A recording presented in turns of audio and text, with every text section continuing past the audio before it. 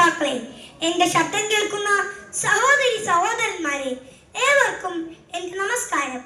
നമ്മുടെ ഭൂതകാലത്തെ വിധിയില്ലാതെ സൂക്ഷിക്കുന്ന ഒരേയൊരു സ്ഥലം, തെരുവുകൾ മറന്നു പോകുമ്പോൾ നമ്മുടെ കാലടികളെ പ്രതിധ്വനിപ്പിക്കുന്ന ഒരേയൊരു മണ്ണ്, ഒരു പുണ്യ സ്ഥലം, ഒരു അഭയസ്ഥാനം, ആശ്വാസത്തിന്റെയും സുരക്ഷിതത്വത്തിന്റെയും സ്ഥലം, അതെ വീട്. എന്റെ വീട് എന്ന വിഷയത്തെ കുറിച്ചാണ് ഞാനിന്ന് പറയാൻ പോകുന്നത്. വീട് ഒരു കൂറ്റൻ മരമാണ്.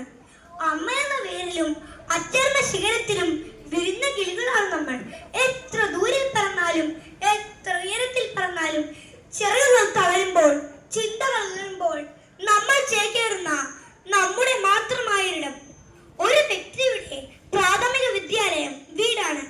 അതെ, എനിക്കുമുണ്ട് ഒരു കൊച്ചു വീട്, കൊച്ചു സ്വർഗം. സ്നേഹവും ശാന്തിയും ഒത്തുചേർന്നിടുന്ന ഒരു കൊച്ചു സ്വർഗം. സാധാരണയായി വീട് ഇഷ്ടികയും കോൺക്രീറ്റും സിമന്റും കൊണ്ട് നിർമ്മിച്ച ഒരു കെട്ടിടമാണ്. പക്ഷേ എന്റെ കാഴ്ചപ്പാടിൽ എന്റെ വീട് വികാരങ്ങൾ നിറഞ്ഞതാണ്. അവിടെ എനിക്ക് എന്റെ കുടുംബാംഗങ്ങളോടൊപ്പം സമയം ചിലവഴിക്കാനും സഹോദരങ്ങളോടൊപ്പം വഴക്കിടാനും കഴിയുന്നു. എന്റെ വീട് ഭൗതിക അതിരുകളില്ലാത്ത അതിരുകളുടെ ഒരു അന്തരീക്ഷമാണ്.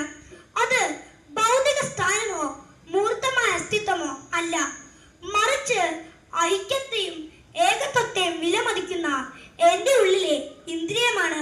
എന്നാൽ ഇന്ന് പല അർത്ഥത്തിലും വീടുകൾ ശിഥിലമായിക്കൊണ്ടിരിക്കുകയാണ്. അതിനോടൊപ്പം നമ്മുടെ സമൂഹവും. വീടെന്ന വാക്കിന് അടിസ്ഥാനം തന്നെ സ്നേഹമെന്ന വികാരമാണ്. സുഖവും ദുഃഖവും പങ്കുവെക്കുന്നത് ഓരോ വീടിന്റെ ബലവും ശക്തിയും കൂട്ടുന്നു. ഇങ്ങനെയുള്ള വീടുകൾ സമൂഹത്തിന്റെ തന്നെ മാതൃകയാണ്. വെക്കുന്ന വീടിന്റെ വലിപ്പ ചെറുപ്പത്തിലല്ല, മറിച്ച് അതിൽ താമസിക്കുന്നവരുടെ ഹൃദയം പ്രവർത്തിക്കുന്നതിനനുസരിച്ചാണ് വീട് സ്വർഗമാകുന്നതും നരകമാകുന്നതും.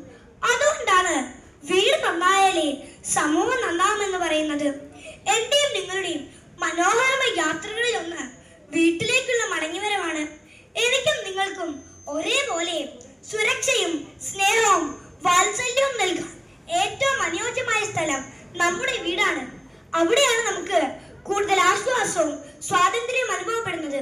എന്റെ വീടിനെയും അത് സ്വന്തമാക്കുന്ന മനോഹരമായ കുടുംബാംഗങ്ങളെയും, പ്രത്യേകിച്ച് ഇന്ന് ഞാനും നിങ്ങളും ഇവിടെ നിൽക്കുന്നുണ്ടെങ്കിൽ അതിന് കാരണക്കാരായ മാതാപിതാക്കൾക്ക് ആദരവർപ്പിച്ചുകൊണ്ട് നിർത്തുന്നു.